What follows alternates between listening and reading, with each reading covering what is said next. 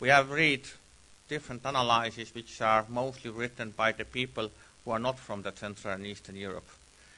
And this means that sometimes they are missing several realities, several points, what really happened there. It's important also to be told this story because it demonstrates what Europe actually is and how successful Europe can be and how successful Europe has been. The enlargement, the Big Bang enlargement, is one of the biggest successes of the modern Europe. It has been enormous success. But the problem is that it looks that we don't understand it. We very often try to concentrate on the problems and not on the achievements, which means that we underestimate clearly our strength, our possibilities, our achievements. It doesn't mean that everything has gone well. It doesn't mean that Europe is itself in the good or good or a better shape. But when we look at what has happened, what has been done well, then without no doubt this is achievement. And this means that we must look on the real figures. We must forget this what we very often read from the press, sometimes from the studies, and check everything, which means to check the figures, to check the real situation. Then it's possible, only then it's possible to understand what has really happened and how the enlargement has gone. So which means to start with all this story, we must a little bit look more back. We must back to the year of after the Second World War, when the Europe was divided and the Iron Curtain was built, like Winston Churchill in his famous Fulton speech, 1946, said, from Stettin in the Baltic to Trieste in the Adriatic, an Iron Curtain has descended across the continent. For the people who lived in this part, where we are now, of this curtain, this means in the western part. All this, the Iron Curtain, even the Berlin Wall, maybe was very concrete here in all meanings in Berlin. But for a lot of Western people, it was very hard to understand what's going actually on in the other side of the curtain. And it's understandable, because there was no information. It gave to the possibility to ignore for the West nearly everything what is happening in the East after the build-up of the Iron Wall and the division of Europe. Europe, by the example, didn't turn too much attention on the fight of those people against the communism, because this fight was very large. In these pictures you see the Estonian freedom fighters, the Estonian so-called Forest Brothers, who among the many other nations, among the Poles, among the Romanians, Bulgarians, Ukrainians, Latvians, Lithuanians, who had more than 10 years partisan war against the communists. It was nearly 100% ignored. These people fought, they all died, including the people who you see in these pictures taken in Estonia in 1950s, fighting for freedom and being just forgotten and lost. The losses, thanks to the Red Terror in the Central and Eastern Europe, were very large. All the Siberia is full of crosses, the graves without crosses, or in Siberia, in the Gulag, in the labor camps. My country or the other Baltic countries, for example, that had direct losses nearly 20% of our pre-war population, 1/5 of everybody. And that's very serious, because that was most educated, most active part of the society which was destroyed. And even now, when we are talking about the crimes of communism, you can find a lot of people in the West who just don't believe that such things happened, because they didn't know, or at the end they was not always even too much interested what's really going on in the other side of the curtain. The other side, which the people were not too much interested, were what is the communism really doing? What are achievements of the communism? What happens to these countries? What happens to these people? And in this aspect, also, the information was not very much there. The communism looked something when the massive killing was maybe over, and the system based mostly on the fear, which is quite nice. The people are getting the social security, free school system, free medical care, and so on. And there were many people who thought that that's a system which works better as in the West, including a lot of Western scientists. They declared that even in their Eastern Germany, that Eastern Germany is making large social economical progress. The World Bank in the 80s analyzed the situation that living standards in the East Berlin is more or less the same as in the West Berlin.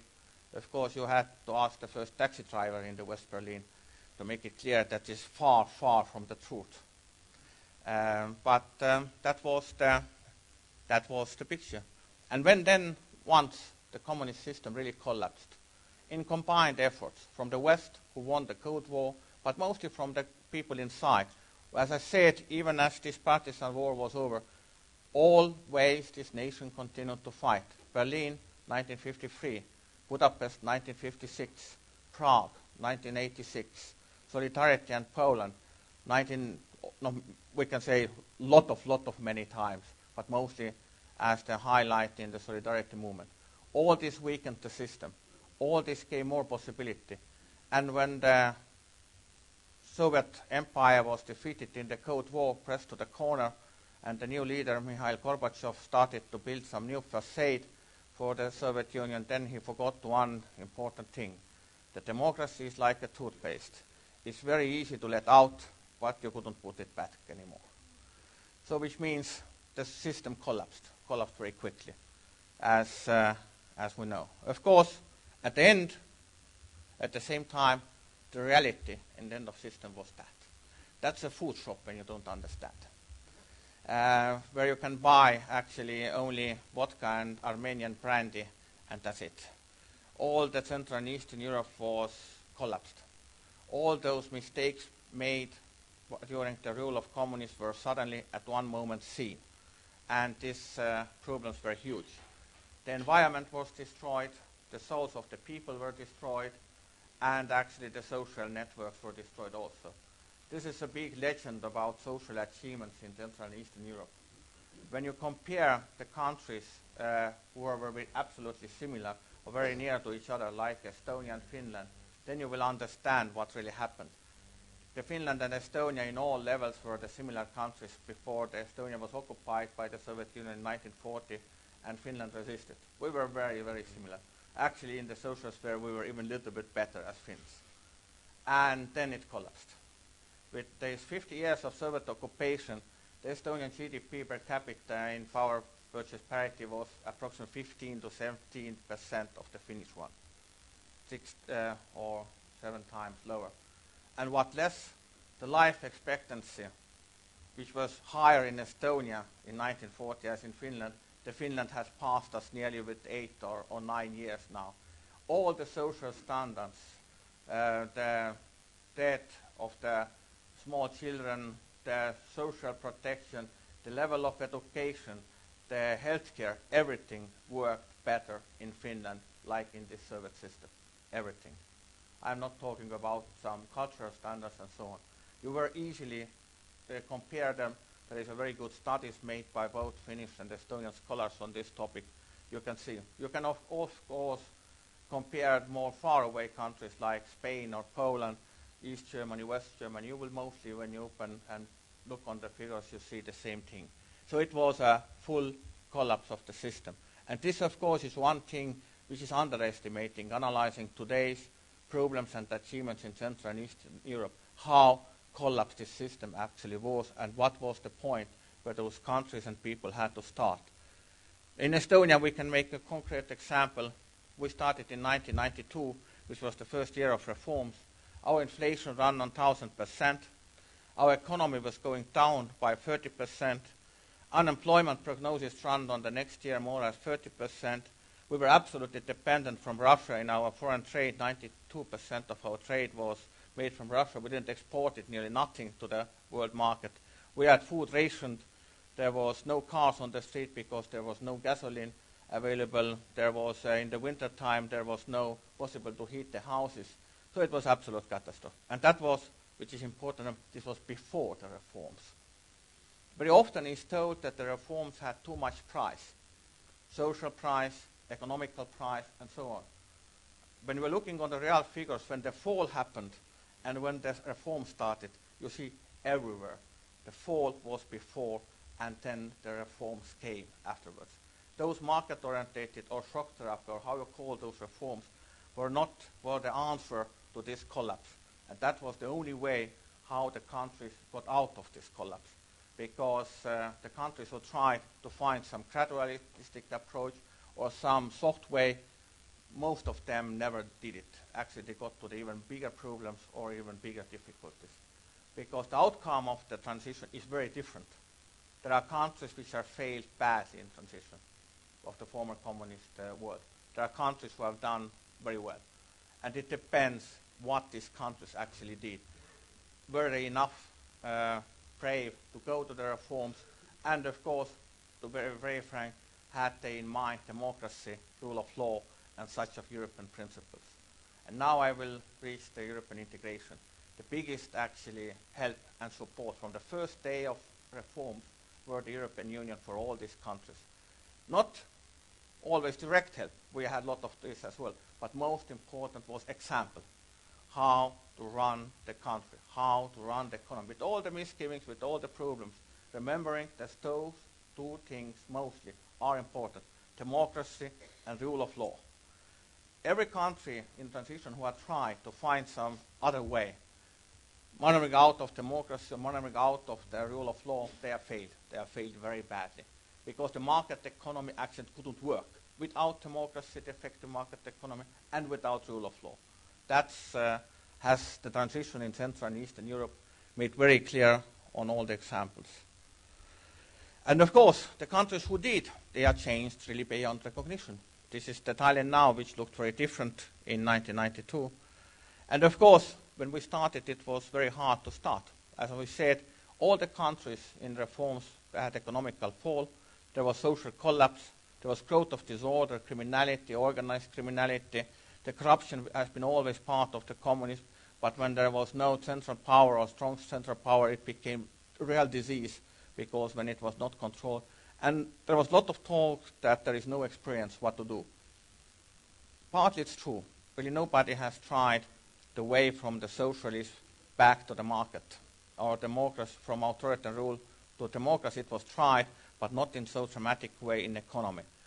In other way, it was really like one Polish leaders worded it, it's very easy to make the fish soup from the fishes, but how you make the fishes back from the fish soup, this is really very hard to tell. And that was mostly the work what we had to start. But at the same time, there were a lot of experiences. There were a lot of experiences of the transition. And starting from this, one of the transition was the Germany after the Second World War, the country which moved from the authoritarian dictatorship to the democracy. That was the country which moved from the full economical collapse, which was especially seen after the Second World War, back to the very working market economy, to the so-called German miracle. And to be very frank, when I am by profession historian, I'm not economist, even as I got a lot of economical prizes now. I don't know why. But I just put all those transitions to the table, and the German transition was the best one.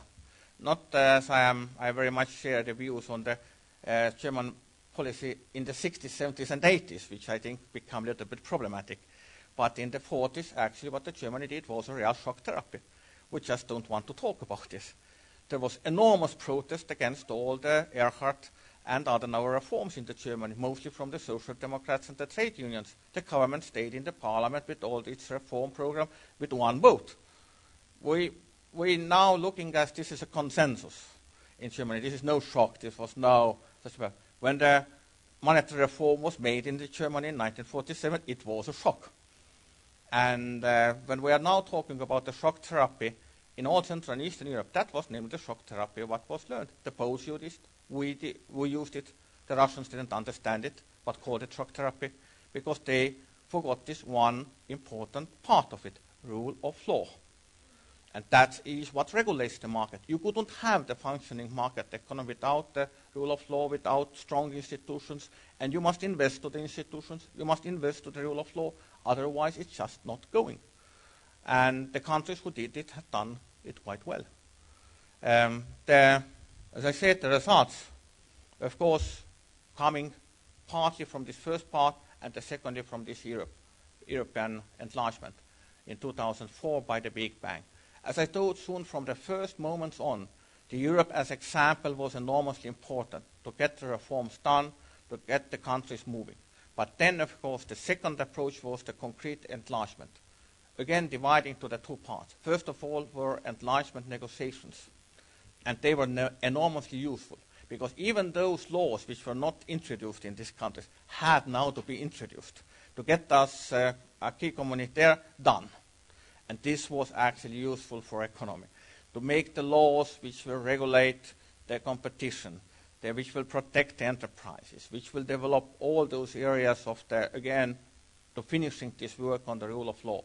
This was part of the negotiations, and it was very, very useful because we got the concrete help, material help, advice to finish this work significantly faster as we have done without the European integration. The second part, of course, was what happened after the enlargement. And, of course, this enlargement economically turned to be a very big success. Sometimes maybe even too big success. Because the European Union has been a very generous organization. And really this help, this structural aid, the indirect results from the enlargement, which actually brought a lot of trade, opened the markets, brought more stability, everything, it was boosting the economies everywhere in Central and Eastern Europe, getting the living standards up. And we can now say that even with all this economical crisis, the Central and Eastern Europe has never in the history been so near to the average European living standards as we stand now. Never in the history. We will, standing now by approximately on the 63% altogether in the same standards when we look on the new memberships versus all Europe. The best was somewhere in the beginning of the 19th century when we were on the 59%. During the end of the communism, we were approximately in this very optimistic approach, somewhere between 30 and 40. And it means that the achievements has been really huge. And this is demonstrated also by the several graphs and data. There you see the several countries, Romania, Portugal, Greece, Estonia, Finland, how they developed starting from 1992. And of course you see, even when you looked on the colors, which part I think is nevertheless seen, as Estonia starting from very low point, one of the lowest point, has moved nearly to the 70% up, and the other countries have and then passing nearly the first non-member states as Croatia, and the other countries have moved very well also. And when we can look even more detail chapter, because it's always hard to get the data, but to really understand you must compare what's going on, what's the direction. And so we can say the first really reliable data comes from 1996. This is now the information taken from the Eurostat last figures, and it shows one of the best way how to compare the development. This is GDP per capita in PPEs, taking European Union as 100. And starting from then, the first year when we know, 1996, making the small stop in 2003, and moving then to the 2008. As you see, all the countries have done very well. The most worst scenario starting after the enlargement is Hungary. But that's because the Hungarians decided to keep the former communists in power. To have the former communists in power, you get to the economical disorder. And Hungary is a very sad example of this. And even in the public opinion, this is demonstrated very well. In all other countries, you see very strong jump. Of course, I said so before, praising my own country, Estonia is real champion. We have got nearer to the average European standard, more than 25% from 92, which is from 1996. That's very large experience and very large jump. The Slovakia has done, especially during the last years of reforms, very, very well also. They were not doing too well during the non-democratic governments, but after the introduction of the new democratic government, the things changed very fast. Slovenia was always the champion. Their GDP per capita was very high soon in 1992. They had one of these countries who went down very clearly. And now, again, thanks to the Mr. Janša government, who is unfortunately not in power anymore, they have done again the remarkable progress, including entering the euro, which helped them to survive the economical crisis better as other countries.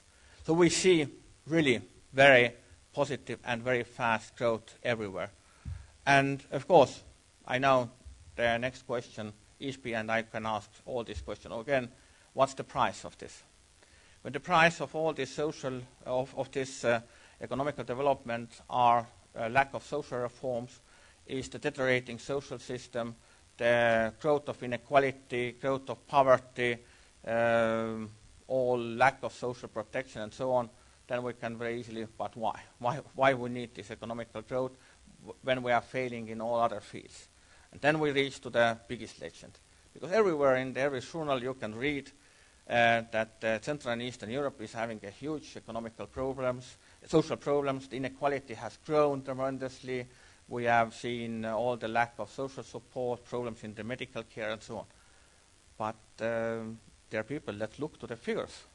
Let's look to the real figures from the same Eurostat, which is, I think, is best and most reliable source of any of this. Let's look on the life expectancy. There has been very clear growth there in all new member states. Yes, there was fall and the end of the communism, because, as I said, the shock was really very terrible.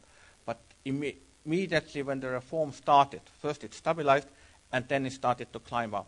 Now, everywhere, the people are living longer and having more healthy life as they had at the end of the communism, everywhere. So there has been no signs of any collapse. Actually, there has been very positive development and significantly faster development as in other Europe, in so-called old Europe. Of course, we had to catch up because we were so down under the communism. The other is social inequality, measured by the famous Gini coefficient.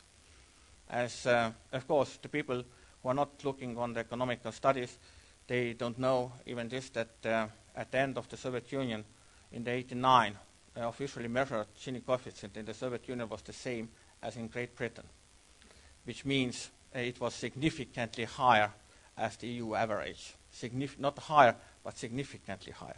Because what this end means when you have the high inflation, you get the really galloping social inequality growth, because the former communists are having the access to the real money, to the dollars, D-marks, so on. The average people know. Those people who had the access to the real money in these years, they became enormously rich. Most of people not. And which means all the countries which were not enough careful had to start from very high jump of inequality. And when the reform started, this shock therapy, actually this didn't support the development of the more inequality, they started to press it down. And when you looked on the real picture, what we see, the average social inequality Gini coefficient is 4.8 in the European Union. And what are the best countries with the lowest place? The lowest has Slovenia, 3.3. Then comes actually Sweden, 3.4. And then come two very radical reforming countries, Czechs and Slovaks. They're at absolutely lowest level of the inequality.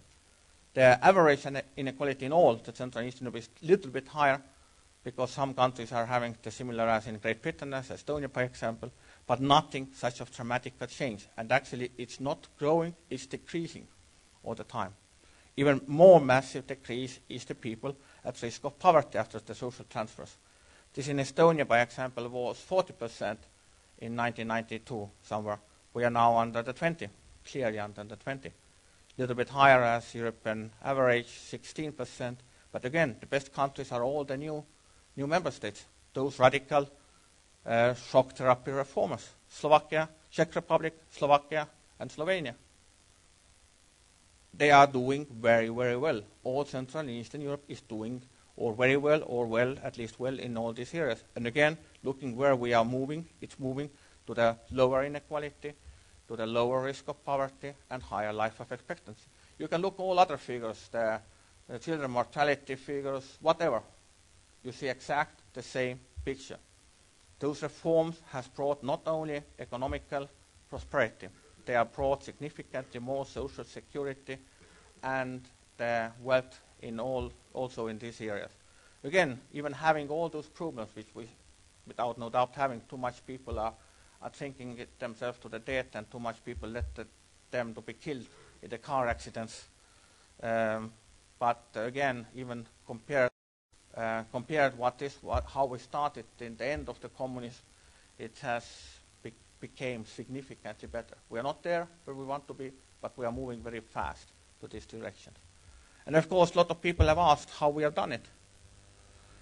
The first lesson is very simple. To fly, you could not use old machinery. Which means it's not flying maybe down, but when you, it's not flying very far, you can see. Which means kicked all communists out. You couldn't put new wine to the new sacks, it's said in the Bible. When the people are corrupted and their main aim is to steal, and they're not having any principles that they know use for democracy and so on. It doesn't mean that you must run some repressions, but when you think that you can run your government and state machinery with these old guides, these countries will fail. And there is a clear connection between the countries who have done the radical change there and the countries who have not done. The countries who have not done, they have got significantly more worse results. That's very clear connection. The second is, of course, you must aim high. Because when you're not aiming high in your start of reforms, you will be in something what I don't really want to mention in this good company. Which means you must really have the high growth. Don't do the same things what the countries have done, do it better. In all possible areas, starting from the reform process, ending with technology. When you are in the situation when you're not having even not the fixed telephone lines, don't try to build the fixed telephone lines. Move to the mobiles or to the broadband and so on. What we have done very much in Estonians and got a very good achievements. Even Finns something think that we are soon doing something very good or nearly so good as they do because they're very good in this technology, as in a lot of other places. As I said before, to learn, Finland has been, of course, a very good example for us in a lot of areas. And even how to manage the economical crisis sometimes. That has been very useful, which means, again, during the economical crisis, you can orientate your country towards the education. That's a very good lesson for everybody, just to mention by side. For us, of course, this was also the integration with Europe and NATO, and this goal helped us move forward. And the third, don't be afraid. When this small cat becomes afraid and starts to run, he will be eaten immediately. So which means when you go to the reforms, do them. Don't think, are they popular, are they unpopular? Do you stay in power after them or you don't? You just do them, because that's the only way how you can survive. And you must be really fast and decisive, because otherwise this will just fail. And that's 3 principles, even without talking about anything, showing more pictures about this modernity, just to praise my own country before the next speaker even. This is actually the Estonian what we love is everything which is called with IT, e-Estonia. This is the first e-government, real working e-government in the world. Of course, now it's not the only one, but when we did it nearly 10 years ago, it was a really breakthrough. And of course, now we have reached not only that we are paying our taxes online, 86% of the taxes are paid via internet. And which is most important or most interesting for the development of democracy, we are having our parliament election, our local elections, and even European elections in internet, online. And this has raised the participation.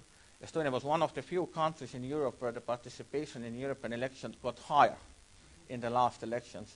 And when you look at the amount of young people who are voting, this has grown immediately also. This is a very interesting tool that, again, it was environmental friendly because we wasted so much paper that it led us to save at least some forests, so this system. And at the end, of course, it's always known that to achieve something in your life, you must, as I said from the beginning, to put fantastic goals. And sometimes, as I became the Prime Minister in the year of 32, it was in some way useful. Of course, I was very scared then. And afterwards, I even more scared, thinking how so young man can run the country. But probably there was something in the youth which I always recommend to all you who are mostly young or very young people in this audience. Keep your own ideas. Keep your heart free. Because there will be many people who will explain you in a very reasonable way how it's not possible to do some things. Don't believe them. Keep your own understanding. Because only when you believe, you can do impossible things. And sometimes even when you don't know what is possible and what's not, it helps also. I know this from my own experience.